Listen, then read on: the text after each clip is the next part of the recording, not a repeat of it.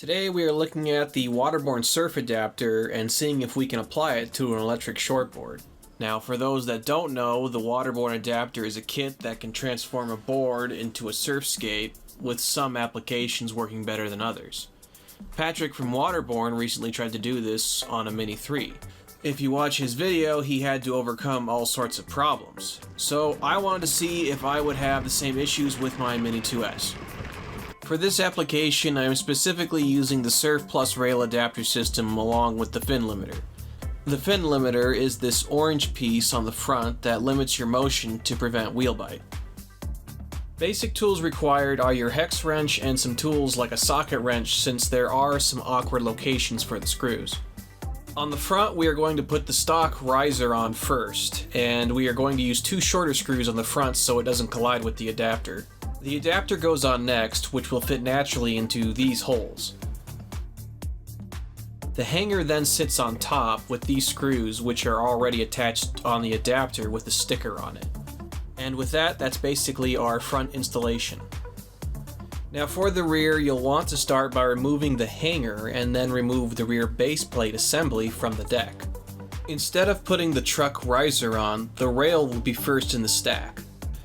Before putting this on though, we need to get these two screws in like this. To do this, we need to take apart the rail, which can be easily done with a T-tool.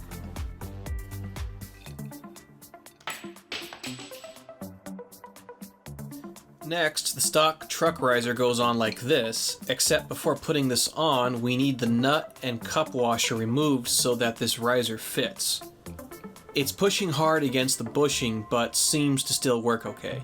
And then our base plate goes on top, along with the nuts for each screw. Once the hanger assembly is back on, we then put the whole thing on the deck.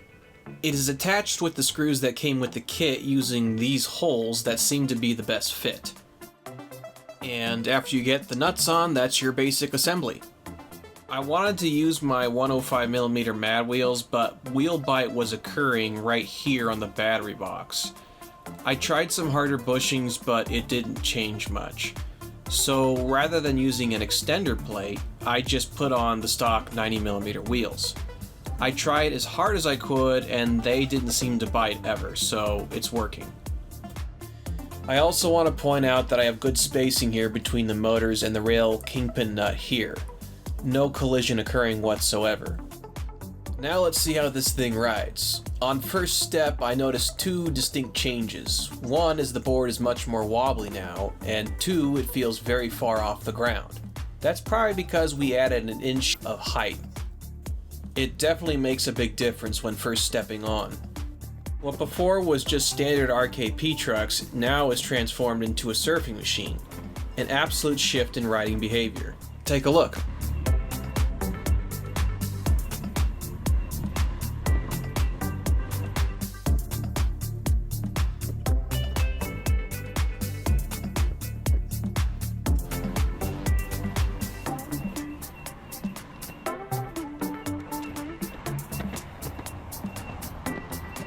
It should also come to no surprise that the adapter has made the turning capability to be insanely sharp. You'll have no trouble on a 90-degree sidewalk turn or even a 180. I like the transformation for the most part. I wish I could use my mad wheels, but I would have to do the same thing as Patrick did and most likely add an extender. I don't feel comfortable going at higher speeds, it just doesn't feel stable. Now let's compare it to a standard surf skate. This is a Carver CX I own. It weighs about 7.5 pounds and is using 7mm wheels. So obviously this is significantly lighter, pumps easier, and rolls better. The height of the Mini2S is now at 7 inches, while the Carver is only at a little over 5.5 inches. So there is a significant height difference. With that said though, it definitely feels like a surf skate. I can even pump it without any throttle. In addition to the board being higher, another downside is the board is now heavier. Before, the Mini2S was at 17 pounds, now weighs in at 19.2 pounds.